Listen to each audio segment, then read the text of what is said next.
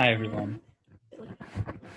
Um, so the four of us work on Ethicli. We started this project at the beginning of this summer, and um, I'm just going to do like a 5-minute introduction into what Ethicli is. So Ethicli is a browser extension that provides online shoppers with sponsored product suggestions and company ethics info to help them to shop more ethically. There's finding ethical products online takes a lot of manual research, and there's no way you can search there's no way you can research for every single product you buy online what the background of the company is, what the history of the company is, what the product is made out of. There's so many different variables, so much to understand. It's too much for any one person to do. So we are consolidating large amounts of data from a variety of different sources to produce a simple score out of 10 for a company. So you can see at a quick glance in the corner of your screen how ethical the company you're shopping from is. And in addition to that, so here's what the extension looks like. You can see the rating out of 10 just by looking in the corner of your screen. And if you want to get more information, you can click on the icon and it opens up this pop-up and it gives you a breakdown on 4 different categories. These are the 4 different categories that we look at when determining how ethical a company is. And then at the bottom, you can see an example of a sponsored product suggestion. So those are to help make it easier. If you're looking at a not so ethical product, it makes it easy to just one click find a more ethical offering of the same product that you're shopping for.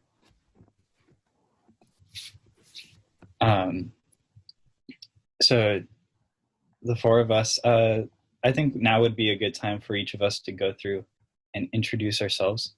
I'm Billy T. I attend Sac State University. I'm a computer science major. I've had some training from Google, and I've had experience at multiple startups. I'm working full stack and managing operations.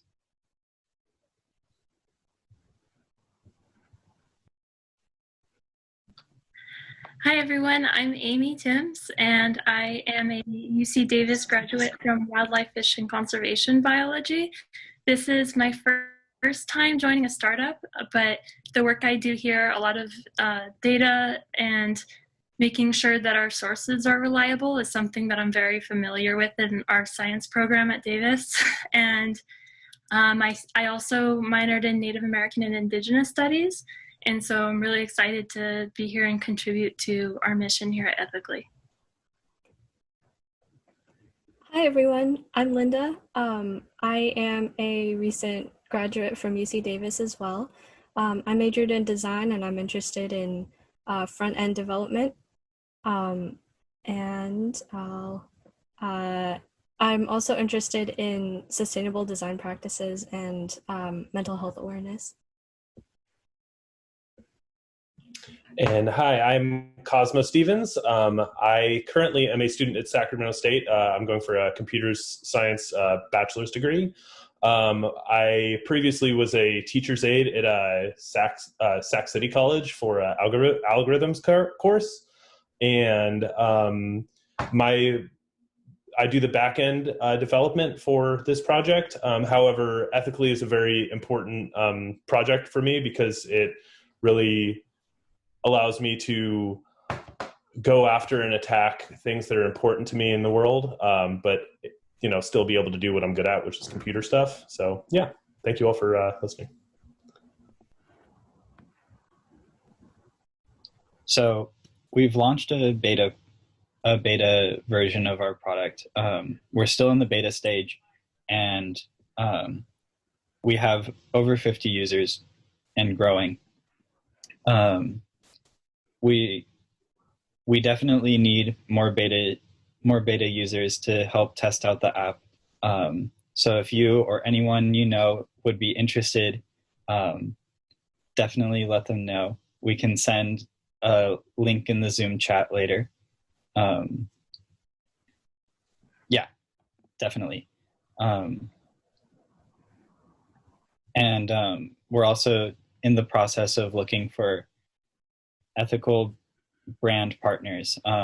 We just got our first ethical brand partner this week. The Girlfriend Collective is the ethical brand, and we are now profitable. Oh, can you go back to competition for a sec? Yeah, sorry about that. So already in this space, we have conventional certifications like B Corporation or Fair Trade USA, but only 10% of consumers actually know what Fair Trade USA means when they see it.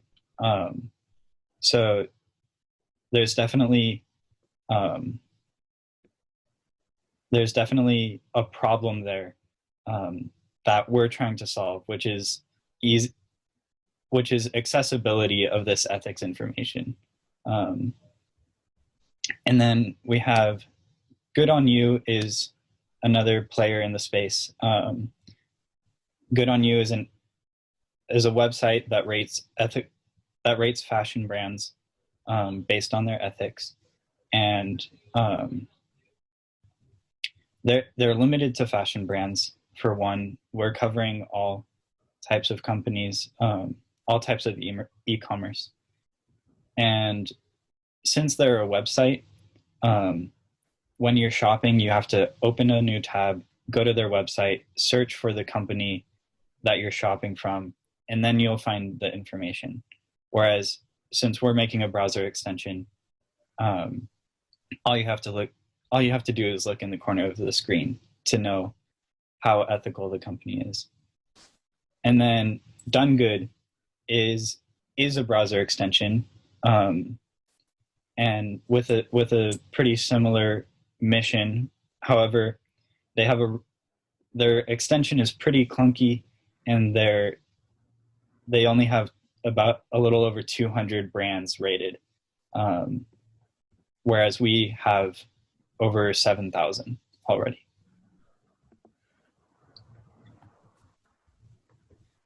We generate revenue by displaying these sponsored product suggestions. So the way this works is we display an advertisement, but only if the sponsoring company has a higher ethical score than the company you're shopping from currently. And we also directly target these ads. So if you're shopping for pants, then we'll only show you an ad for pants. And what this means is, as a user, it doesn't feel like an intrusive ad. It's actually useful to you. It's a value add, it's a feature. And what it means to advertisers is these are very targeted consumers, people who are already shopping for the product. So it's a higher value product, higher value add. You can go ahead and continue. So we've all seen the recent Black Lives Matter movement gaining lots of national and international attention, and that has resulted in people wanting to invest in their communities and divest from corporate capitalism. And Ethicli can help with that. There's also been a rise in awareness regarding climate change and sustainability, and so forth. All right, so that was the general overview, and now we can get into some of the more technical stuff. Does anyone have questions straight off the bat before we go into more detail?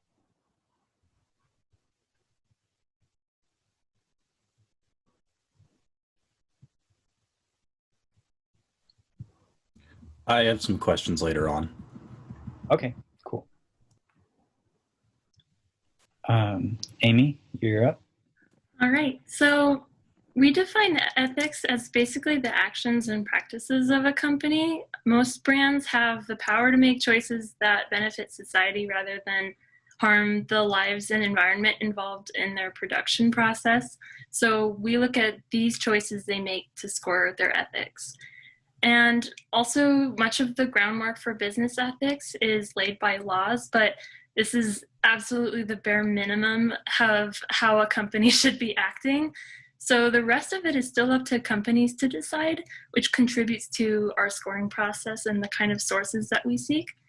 The types of sources that we use include databases and directories that give us lists of companies involved in certain practices and certifications, kind of like Leaping Bunny for cruelty-free brands, and directories of BIPOC-owned businesses, like Billy had mentioned.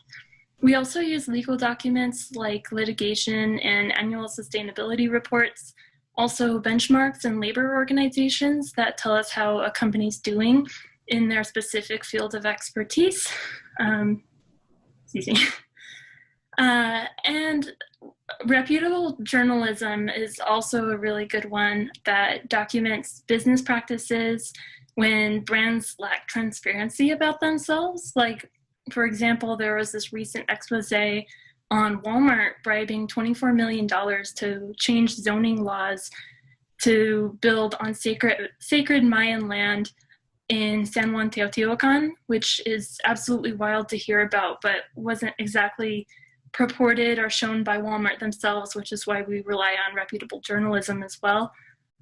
So overall, we try to use as many of these resources as possible in our scoring system. But despite all of the resources that we can get, needless to say, ethics are still quite ambiguous among people.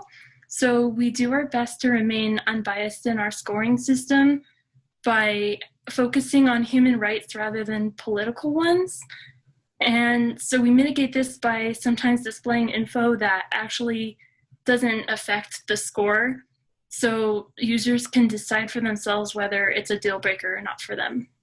And Billy's going to get into why we chose not to use AWS. Cool. Real quick, here's a link to sign up as a beta tester, and here's a link to our website if you want to check that out. So this doesn't really have to do with scoring, but we chose not to use AWS, Amazon Web Services, because it is owned by Amazon, and Amazon is not a very ethical company. They have a rating of a 2.4 out of 10 by us, and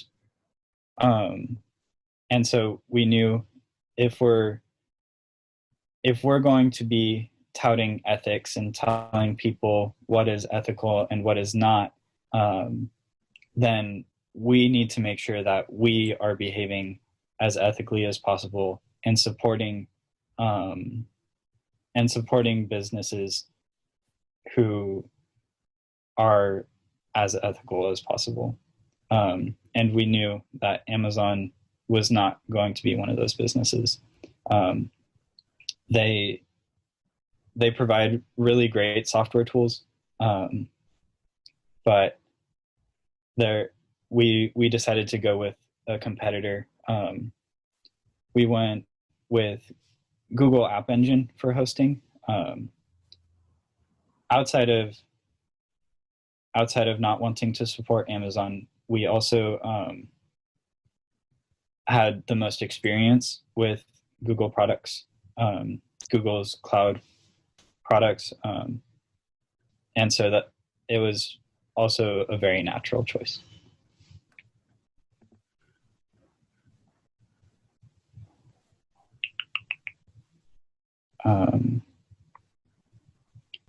I forget, is this me? I think I'm up next. Cool. All right, so I'm Cosmo, and I do the backend portion of the programming for all of this. And I think what I'll do, because sometimes when I dive just straight into talking about my code or anything, it can literally kill people of boredom. So I'll give you guys a general overall kind of spiel of what it is that I'm trying to accomplish with the code and whatnot, and then later on we'll kind of dive into, if you guys have questions, then I'll do more specific codey kind of stuff. But so for start, we use Google App Engine and Spring Boot. We run everything in the back end with Java. I'll dive into those specific parts a little more in a little bit. But for now, so basically what's happening in the back end here is we have two different ways of scoring different companies in this. The first way, which is reserved mostly for the most popular, most high traffic websites that we have to have ethical scores for, is manually grading. And for that process, Amy will be going through different sources, all sorts of different factors. She is the brains of the ethical part of the operation, and so she will have all sorts of different pieces of data that go into her scores for that. But as you can imagine, that process takes a lot of time, and so what we have to do is we have to find ways of using accessible data on the internet or wherever we can find it from, and finding ways to use that. So for example, if we find a database full of companies that are certified vegan, then we'll know that they're very good with, being good to animals. If we find a database full of companies that test on animals, it's probably fair to assume that they're not being very nice when they're testing to them. So that would take the results in another way.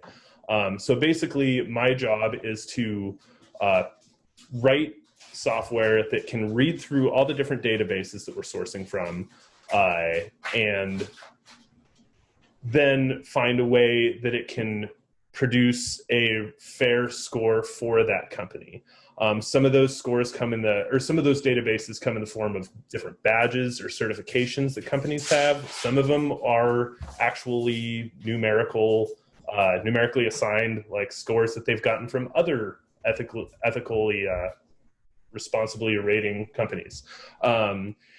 So having said that, when I do the things that I'm writing, I'm a very well-intentioned person, but I don't actually, I'm not a professional at understanding how to rate companies ethically. So that part is actually still up to Amy. And so my goal when I write my software is to write it in a way that is very accessible for people who she has history in code, but not as in depth as someone who's, dedicating their career to it. So my goal is to write code that she is able to look at, and she is able to find out how we can manipulate those numbers into producing these different scores. That way, because our goal is to give good ethical ratings, or to give ethical ratings to companies but we really do have a great responsibility to making it fair to what the truth is of how they are as a company. And so it's very important that we're able to fine tune these pieces of data that we get. And so that's generally speaking what we do with the back end. Also, we have different aspects of it. That's mainly for the scoring part. We have a timely situation. So basically, we're able to return parts of or pieces of HTML through the Java backend. So we have different components to it, and honestly, more components adding to the backend every day, depending on the direction that we feel we need to go with the software. So let's see here. So that's generally speaking what the backend does. So we use Google App Engine, which is so far pretty awesome. There's obviously pros and cons to Google App Engine, but the main ones is it's easy to deploy. Another one is Google is a monstrously large company, and so they've figured out a lot of different things that make it really usable and user-friendly. They have analytics that you can work with. They have databasing that you can work with, all sorts of stuff. And so it's been actually quite a good experience with that. On top of App Engine, we use Spring Boot, which the advantages are just the same. Spring Boot is Java, which is what I'm good at, so that's nice. So that is what we've been using there. And then we have been basically compiling our data. It would be very inefficient for us to, one second. It would be very inefficient for us to, every time somebody went to a website, go and scrape the entire internet for all the data that we need to give them a score. So we have it compiled and we have it databased. It's currently in CSV form, so just, spreadsheet, but basically what our goal is to get it all just databased so that everything is much more efficient. And also with databasing, it becomes a lot more user-friendly for us to manipulate the different pieces of data we have. So that is what I got. And then I think maybe we'll keep questions to the end. Does that sound good? No, let's let people ask questions when okay. Yeah, if you have any questions, feel free. If you don't, then that's totally fine as well. Again, I'm going to hold off till the end. Yeah, I'm just one of those holdouts. Anybody else have anything they'd like to ask while we're here? I'll wait till the end. I'd like to see your whole presentation. Same. Okay. So going on to the front end, we're using HTML, CSS, and jQuery served by Timeleaf, like Cosmo said. We're using so jQuery being JavaScript. jQuery is used because it makes selecting things a little easier on the website. The display and user interaction is mainly what goes on, what the bulk of the development for the front end for both the website and the extension. And the extension, which is here, it scans for shop sites and detects products on screen using just the regular DOM in JavaScript. So that the extension itself only uses HTML, CSS, and the DOM. Because jQuery isn't, there's some special permissions for it, and we just kind of went with just using the regular DOM.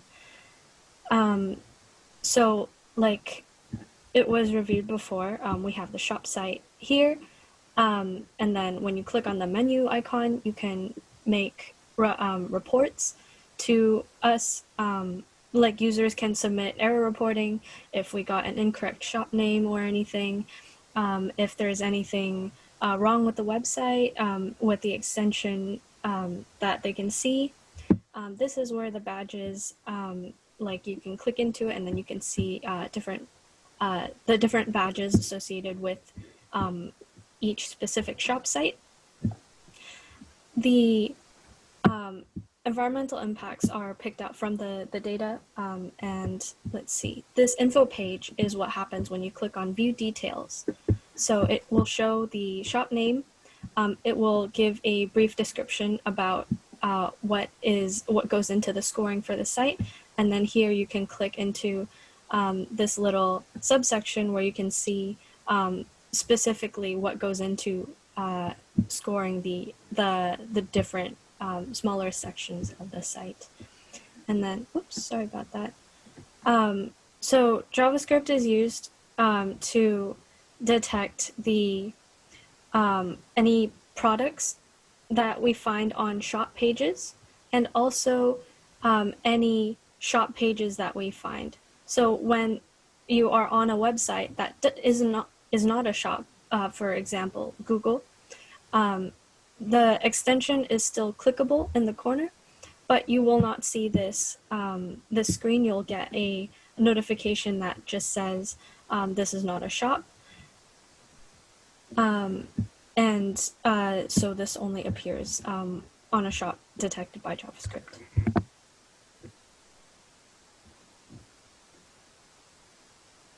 Cool. Thank you, Linda.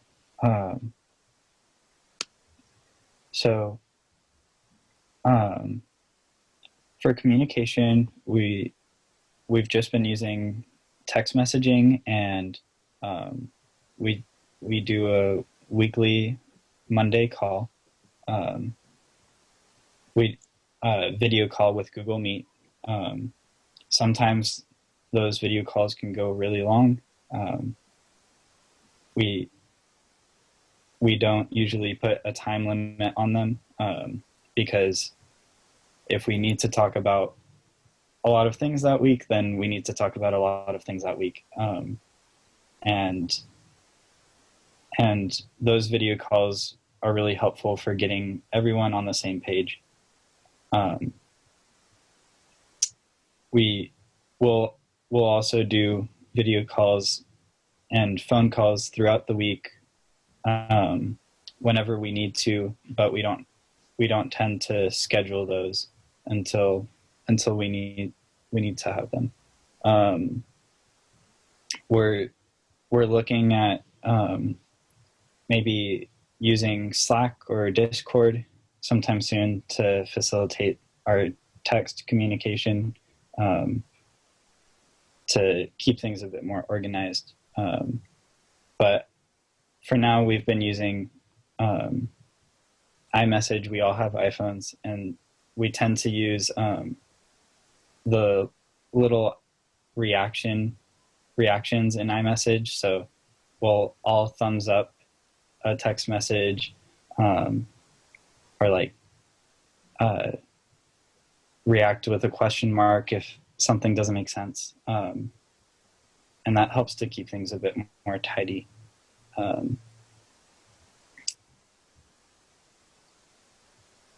In our video calls, I try to keep it really open, to where anyone can bring up a topic if they need to. Anyone can ask questions. There's not a set in stone agenda. It's pretty informal to keep it to where everyone feels comfortable contributing or taking over a part of the meeting if they need to.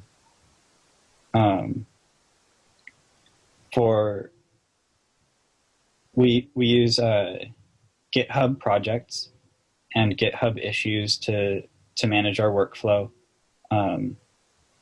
Each Monday, we'll select a few issues that we want to have done by the end of the week. We don't always complete them all, but we try to select the most important issues, and try not to take on too many in a week. So we create a new project each week, and start from scratch each week, and it helps us keep track of our progress keeps track of, documents what we've done in the past. We've been bootstrapping as far as funding. Thanks, Wesley. See you later. We've been bootstrapping as far as funding. We've spent about $15 on this project in total. $8 for the domain name, $5 for a Chrome developer account, and less than $1 for the server costs. That's something that's really nice about Google App Engine. It's pay as you go. So you can host a website for free as long as you don't have very much traffic. And when you start getting more traffic, hopefully you should be profiting off that traffic and be able to pay the cost of the server. We've also received $300 in Google Cloud credits to cover those small server costs. There's a Google Cloud for Startups program that's accessible if you're part of an accelerator. We've participated in Startup School by Y Combinator, and they provide access to Google Cloud for Startups. So that's how we got those cloud credits. I am personally a big fan of bootstrapping because it forces you to be creative, and it forces you to not throw money at a problem if you don't know if your product is valuable. It's better to make money from nothing, in my opinion, rather than throwing money at something and seeing if it works. We will be looking for investment soon, but we are also not dependent on it.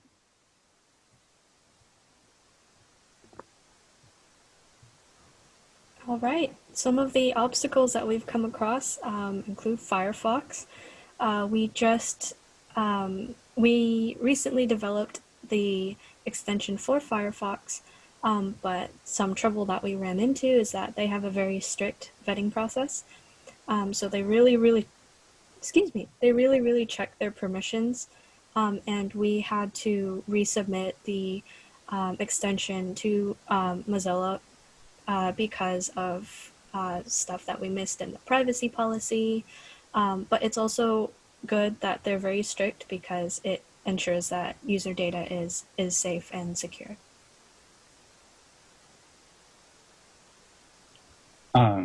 We're currently in the process.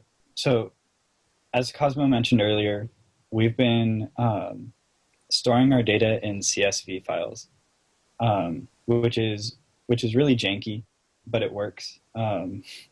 And for an MVP, like, that's all that matters if it works. It doesn't matter what's going on in the background. It doesn't matter how janky it is, as long as it works. And so now we've had an MVP for a little while, and now we're looking to formalize it, clean it up. So we're currently in the process of assessing different database options. We were going to use Google Cloud Data Store, and because we were already using that for part of our extension, but we soon realized that it came with some serious limitations and didn't really fit our needs. So we've been doing some research on that. Amy, you're next, right? Okay, so one of the struggles we have about sourcing data have to do with certifications. Online certifications are probably one of the more important sources we use because third-party certifications mean that the brand we're analyzing has someone to hold them accountable, but without certifications, brands can basically make whatever claim they want. And there are a lot of brands that aren't certified but make claims that they're sustainable or they don't test on animals, etc. So for example, this week we had a user that was curious about Everlane because they were confused why we gave them a 4.3 rating. And it turned out that it was because Everlane was making all these claims about radical transparency and sustainability, but all of the criteria feedback from corporate sustainability reports and other sources actually gave them basically under a 30% approval rating for those claims that they were making. So it's important to be certified, but one of the issues that we run into also is that many small companies don't have certifications yet because they can be expensive. And so it's easier to get around this issue when small businesses are transparent with their practices. But in the meantime, I also reach out to them and ask for information about their practices. And most of the time it's helpful and helps us start building a relationship with them. So the more transparent a company is, the better it is and the easier it is to score. But that's a big issue also is transparency, which unfortunately is very common for a business to not want to tell their users about what their practices actually are. Another obstacle that we've run into is obtaining users. Getting users has been difficult in that we have to find the right audience in order to test and in order to satisfy their needs. We've posted to Reddit, some subreddits, to look for users such as r/beta testing, and then also using Instagram and other social platforms to outreach. Is there anything, Amy, that other sources that we were looking at? We were also crowdsourcing data. We had begun a project where we wanted to crowdsource for Black-owned businesses because we wanted to be able to platform them on our browser extension, but unfortunately we didn't get a whole lot of feedback, so all of that data ended up being collected by the four of us. So it was still incredibly helpful that the data and the directories were out there in the first place, but we realized that crowdsourcing data might not be as viable as we were originally hoping. At least for now, we don't have a whole lot of users and traction relative to where we would like to be, but that's okay because we're just starting. Linda, I might be missing something. No, that's all good. Okay, great, thank you. Yeah. Yeah, like Amy said, we've been outreaching to users to get feedback, and on platforms like Facebook, Instagram, Twitter, Reddit, and also Medium, we have a blog that and LinkedIn, of course, but we have a blog that we used to post articles about different ethics news and ethics reporting that we had. We haven't been using it lately, but users have been engaging with our platforms to also submit shop recommendations and also error reporting. In terms of other user engagement and acquisition, we've been making one-on-one emails and calls, and we're always striving for more interested users.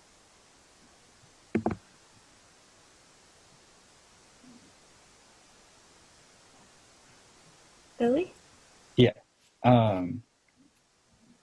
So moving forward,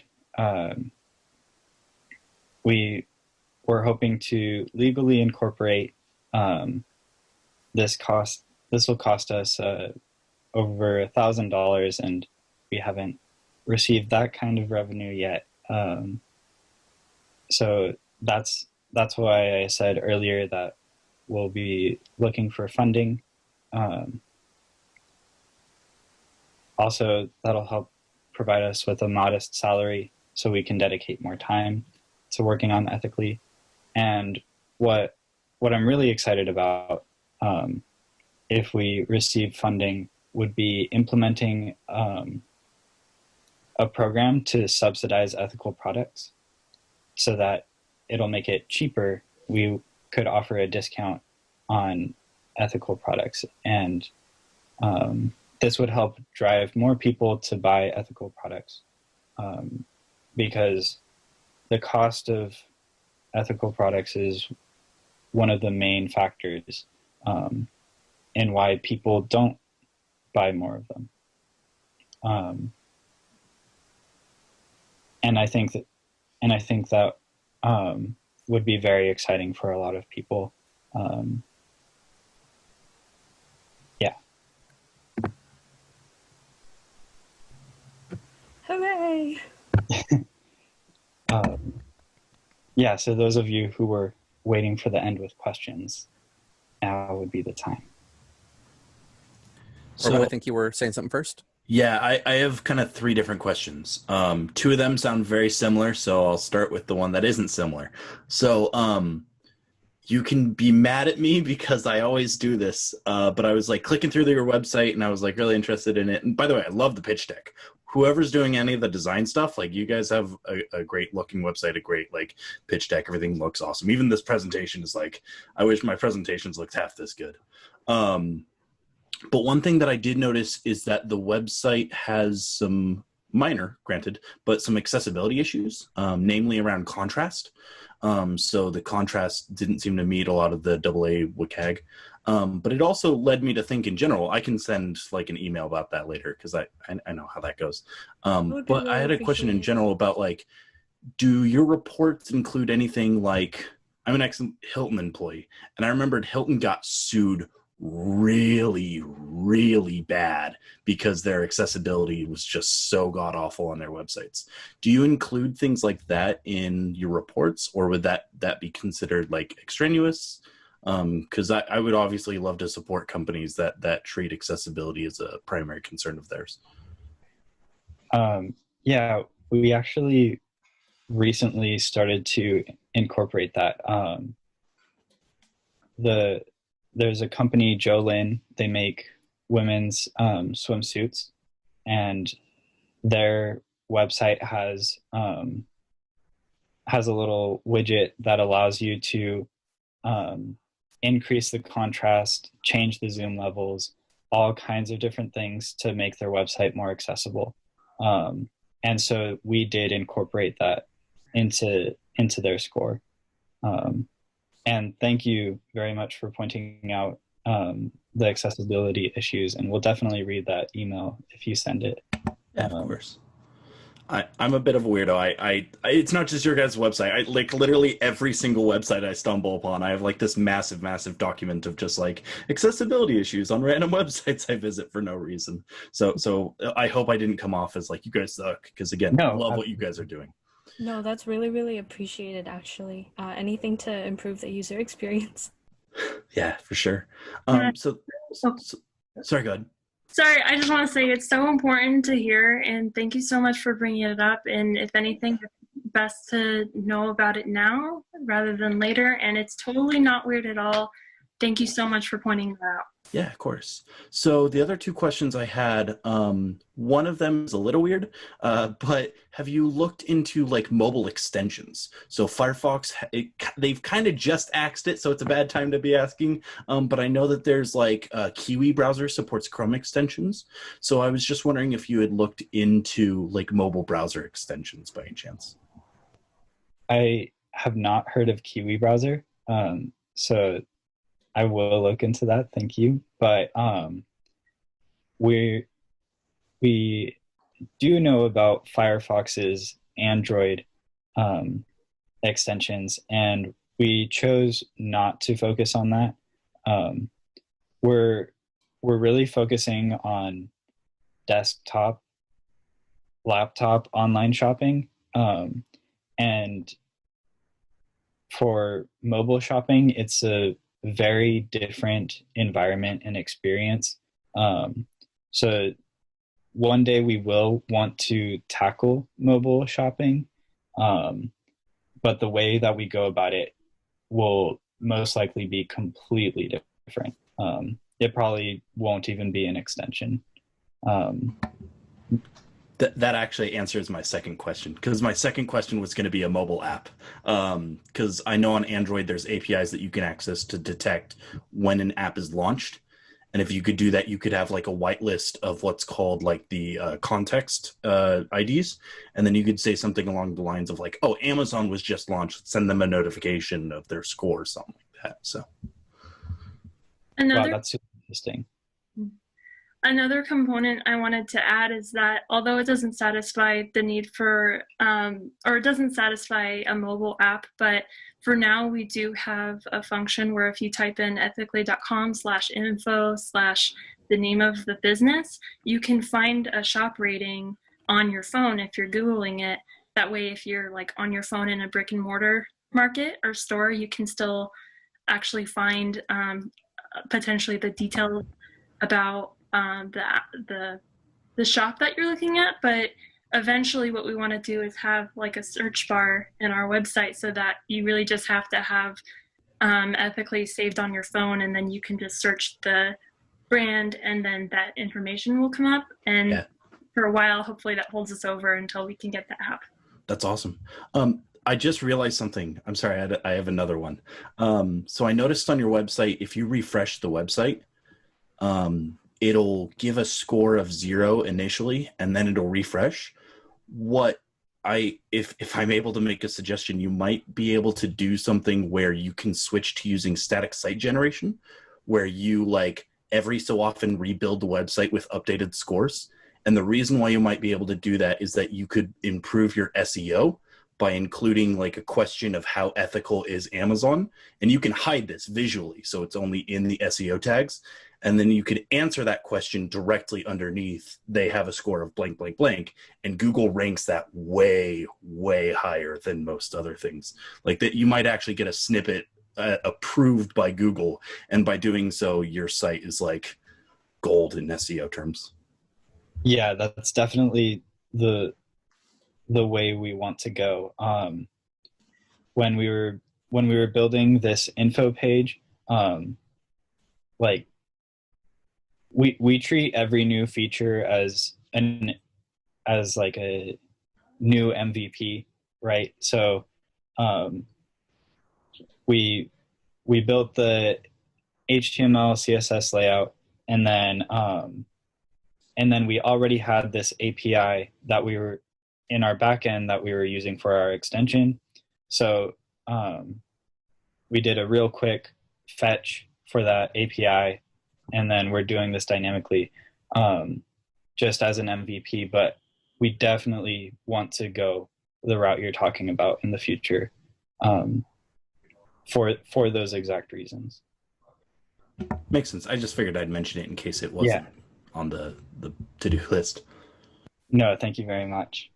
Also, by the way, Linda is the person who designs the pitch deck, the website, all of that. So yeah, all around great work. So Would really appreciate any feedback that you have, though.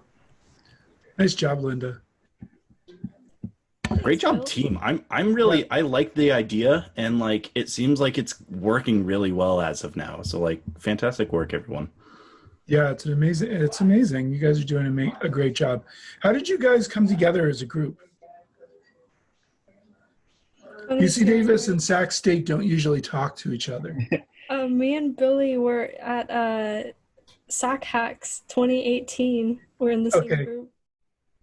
Cool. And Billy met Amy and Cosmo through Billy.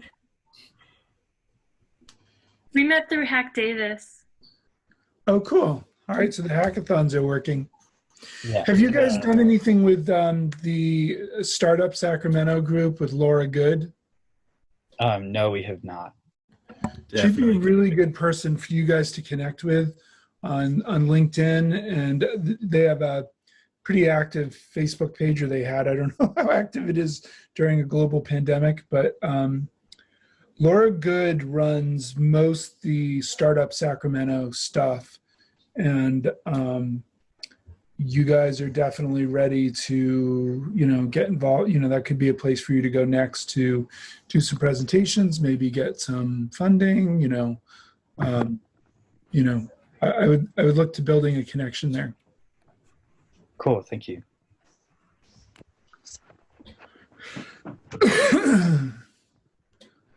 I had some other questions, but I can't remember what they are. I'd write mine down. It was a very enthralling presentation and very engaging. Distracted you from the questions. Yeah, you guys did a great job. I really appreciate you coming and talking to us about it. Yeah, this is awesome. Thank you, everyone. Thank you for having us. Oh yeah, and I met Cosmo through classes at Sac State.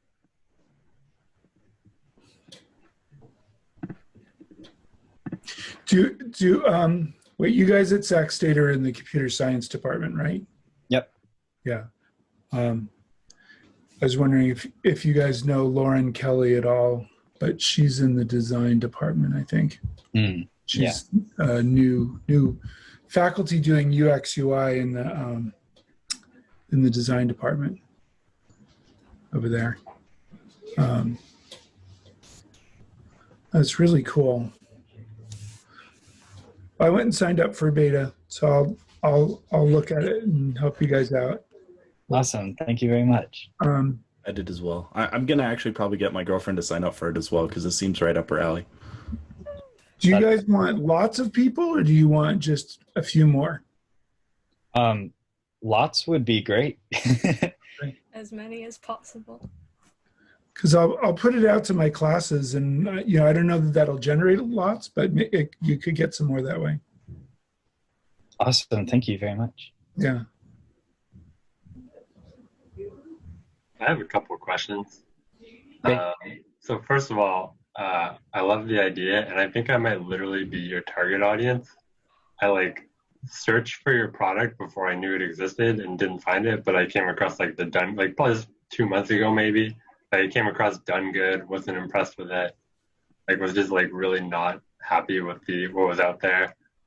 And I just think it's such a relevant and interesting idea. I literally have a Google Keep note that's just titled Ethical Consumerism, where I'm collecting notes and links and stuff. And so I was super excited when I saw this talk come up. So first of all, I love what you guys are doing. And then my questions, I have kind of a data background, and I'm so really intrigued by kind of your scoring system. And so my first one is just kind of how do you guys ensure that your ratings are unbiased, especially under the assumption that some of these companies are going to be advertising and paying you, and so how do you ensure that that's not influencing their rating at all? We love this. That's a really good question, and it's something that we are really careful about because we realize how much that can come into play. And a lot of people say ethics are very ambiguous. Not a lot of people agree on the same thing. There's cultural relativism, and it's really not our place to say what is right or wrong for some people. There's things that we do take into ethics, like human rights issues, that aren't specifically a political debate. But this is why we include information that we don't include in the score, because that way we just say it so that, say there's a political issue that a business takes a stance on, we can include that information in a way that is just what basically the company stands for. And then if the user sees it, they can decide whether or not that company is for them. there's also a fact checker website. I think Linda might be familiar with it, but we're looking into using that as well. And also making sure that our data sources are reputable. That's something that I have quite a bit of training, I think on, because in this field of science, it's like you always have to make sure that where the motivation is coming from a source. There are things that we might personally believe, but we're being very careful to not include any kind of like political interests within our application, because we see that as maybe not being something that we want to push on other people. But I'm trying to think of a better way to maybe say it, but it is something that we have to be careful about, and we can't be careful enough about it because it happens all the time. And what we can do is just try our best to make sure we're using good sources and we're being respectful of the people that information influences, that brands provide. And we won't be accepting bribes like from Amazon to give them a higher score so that we can give ethical product suggestions from Amazon to a lower score. That's something that we've already agreed we wouldn't do. But another thing that we have had a conversation about is not doing manual scores before we think that we might include them in a marketing relationship, because if, for example, I have to do a manual score on a company and I am waiting to get like an affiliate program with them, I want to make sure that I'm not giving them a higher score so that we can market more, or making sure I'm only looking at the bad things and not looking at maybe some of the more progressive things they've been working on. So we've been careful to do that, but the more that our data-backed algorithm comes through as we're working on it, the less that I'm going to be involved in the manual scores. And my manual scores are mostly just for the beginning as we start out. And the more that we progress, the less my work is going to be involved in the scoring process. Hope that answers your question. That makes a lot of sense. Yeah, I was kind of thinking as the presentation was going through, like that's a lot of pressure on you in a sense to be generating all these scores and making sure that there's no, that they're unbiased and accurate, and so I think it's smart to try to shift towards more automation. Absolutely. Are you going to include some sort of transparency type stuff on your website about the data you are pulling from and how the scores are generated? Absolutely. So in this screenshot that Linda's showing, it says environmental statistics, and right now we haven't put out our next update that will be including all of the sources, but we do have a prototype for what it will look like as our next step. And we're going to be listing every source that we gather our scores from, and to the right of it, we're going to be adding a detail section that explains in an accessible way what the news article or what the journal or database is saying, so that people who might not have the research expertise can still understand what the source is saying without having to read it. And sometimes there's paywalls behind news articles, so I'm not using those. And so we're going to have a way so that every source is described and included, so that they know exactly what we're using to tell what our scores are, or where our scores are coming from. We also I don't think you can really do any better than that, really. In terms of the ethics stuff, like just being as transparent as possible is probably the best you can do. Mm-hmm. We also already on the info page show some of the raw statistics and some of the sources that we're using for that specific score. So, for example, wait, Linda, can you uncover the, yeah. So for example, Patagonia, we show that they have, they produce 104% of the energy they use through renewables.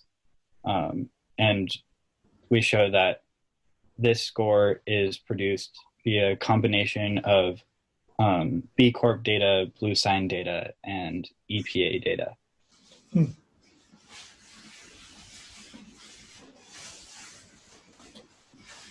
Oh yeah, and to expand on the answer to Matthew's question, when I first had the idea for this project, I knew almost immediately that I could not be the one determining how scores are created, because like I really wanted this product personally. I did the exact same thing you did, looked it up on the internet, didn't find any good options.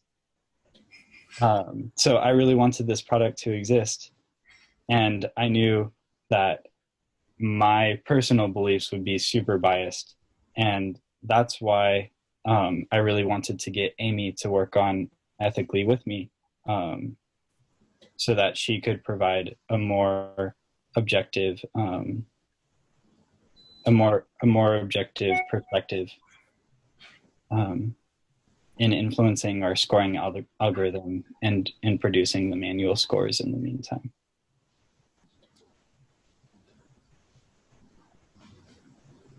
Have you put any thought into, like, I don't think this is something you need to do right now. This would definitely be down the line, but like allowing users to kind of select their own weights on what is important to them? Yeah, definitely. One of the problems that I see with this is, so either we have to make it completely personal or completely not personal. So we could show like a percentage of how aligned a company is with your values. That's the completely personal side of the spectrum. And then the completely impersonal side of the spectrum is producing a single score for a company, and it's the same score that everyone sees. And one of the reasons that we go for the standard score, the single score, is that if people want to communicate how ethical a company is to other people, if they want to post a screenshot on social media, if they want to reference it in a journalistic article, then the standard score will allow them to do that. If it was somewhat personalized, then people would have a lot of conflicting scores, and I think it would reduce trust, if that makes sense. Yeah, it certainly complicates things, if nothing else. Yeah. Also, with this route, we don't have to require users to create an account or login, which is I think very nice for our users to not have to surrender more data to yet another company. We don't collect any individual data at this point, and I'd like to keep it that way. Cool, thanks you guys. Are there any other questions? This was great. Yeah, it's excellent. Thank you, all of you. Thank you so much, everyone.